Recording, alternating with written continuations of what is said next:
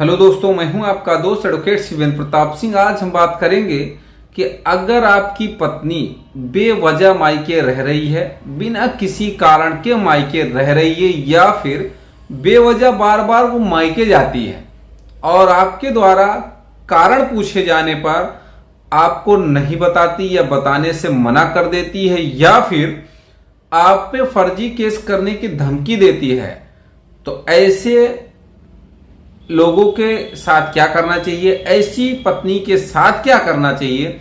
और साथ ही साथ बात करेंगे कि अगर आपकी पत्नी ने आपके खिलाफ झूठा मुकदमा किया, झूठी शिकायत दर्ज की, तो क्या करना चाहिए।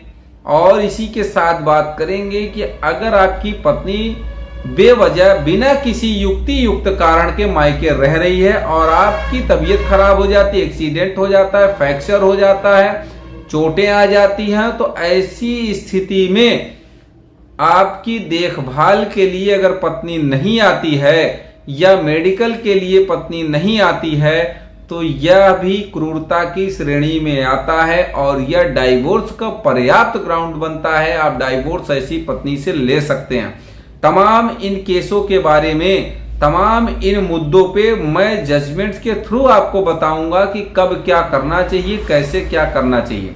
सबसे पहले तो ये आप समझें कि अगर आपकी पत्नी बार बार मायके जा रही है बिना किसी कारण और आपके पूछे जाने पर आपको स्पष्टीकरण नहीं दे रही, आपको कोई बात नहीं बता रही कि क्यों मायके जा रही, क्या कारण है, क्या वजह है, नहीं बता रही, बल्कि आपको धमकी दे रही है कि ज्यादा करोगे तो मैं केस कर दूंगी, फर्जी मुकदमा कर दूंगी, तमाम ऐसे समस्याएं लोगों के सामने आती रहती हैं।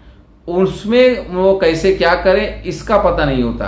तो अगर ऐसी स्थिति है तो आपको एक जजमेंट आपको बता रहे हैं, मनदीप कौर बनाम सुखदेव सिंह, AIR 2006 का मामला है, पेज नंबर 97 पे।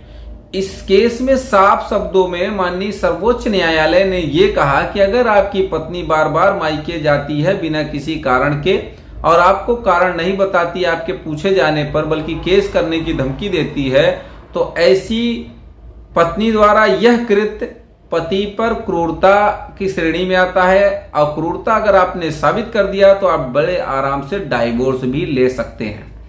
एक केस आपको हमने ये बताया। दूसरा आप ये समझें कि अगर पति के सिर में फ्रैक्चर हो गया, चोटें आ गई, तो भाई अगर पति इस हालत में है तो सबसे नजदीक उसका कौन होता है? पत्नी होती है। ऐसी स्थिति में पत्नी का फर्ज है उसकी देखभाल करना पति का।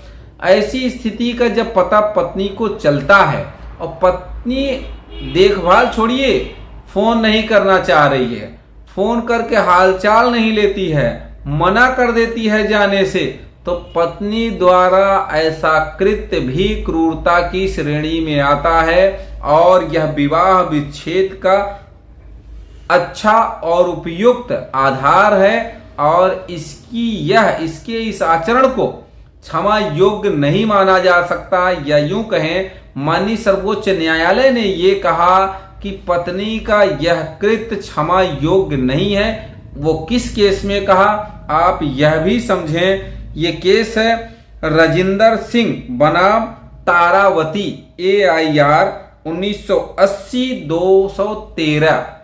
इस केस में साफ शब्दों में कहा गया कि अगर पति बीमार है, फ्रैक्चर है उसके सिर में, तो पत्नी का फर्ज है उसकी देखभाल करना। एक केस और आपको बताएंगे इसी से रिलेटेड मामले की, कि अगर पत्नी द्वारा पति का देखभाल ना करना भी क्रूरता है कि नहीं है। तो एक केस है आपको बताते चलें, श्रीमती सुशीता अग्रवाल बनाम रमेश चंद्र अग्रवाल, AIR 2007 का ये मामला है, राजस्थान 196 2007 का ये मामला है। इस मामले में साफ शब्दों में कोर्ट ने ये कहा कि पति अपनी पत्नी के साथ रहता था, किंतु उसको पत्नी उसकी देखभाल नहीं करती थी, जिसके कारण पति अपना विचार करने के लिए अपने भाई के पास जयपुर भाई इलाज करने के लिए, चूंकि अब किताब में गलत छप गया है, अगर भाई वो बीमार है उसकी देखभाल कौन करेगा? पत्नी करेगी। अगर पत्नी देखभाल के लिए नहीं तैयार है, देखभाल नहीं कर रही है, तो भाई पति का ये धर्म है कि भाई जहां मन में आएगा, जहां राहत उसको मिलेगी वहां इलाज कराएगा। तो वो इलाज के लिए अपने भाई के पास जयपुर में रहने लगा था। मामले से संबंधित तथ्य और परिस्थितियों में इसे क्रूरतापूर्ण कार्य माना गया, क्योंकि भैया पत्नी का धर्म है उसकी देखभाल करना। अगर ऐसा नहीं करती है तो जाहिर सी बात है कि यह कृत्य उसका क्रूरता की श्रेणी में आता है।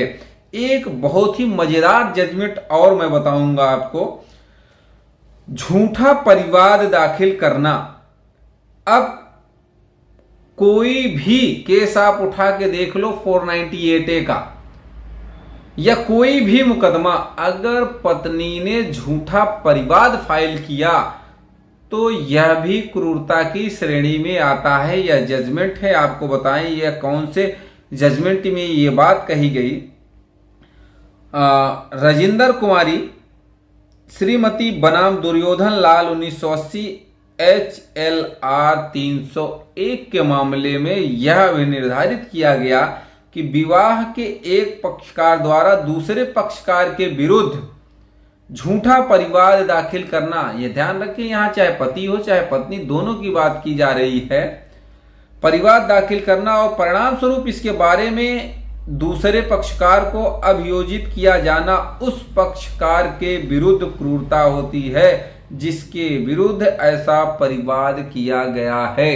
कहने का ये मतलब, अगर आपकी पत्नी या आपके पति ने आपके खिलाफ झूठा मुकदमा किया, झूठा परिवाद दाखिल किया, तो यह भी क्रूरता की श्रेणी में आता है। तो उम्मीद करता हूं, आशा करता हूं आज की यह जानकारी आपको बेहद पसंद आई होगी। अगर जानकारी पसंद आई तो वीडियो को लाइक करें, शेयर करें, यूट्यूब चैनल को जरूर सब्सक्राइब करें। खास तौर से अगर वीडियो आपको बेहद पसंद आ गया हो तो भैया एक कमेंट करके जरूर बताएं कि वीडियो आपको कैसा लगा। इसी तरह से मजेदार और भी जजमेंट हम आगे नेक्स्ट वीडियो में ले आते रहेंगे। आप तब तक के लिए अलविदा चाहते हैं।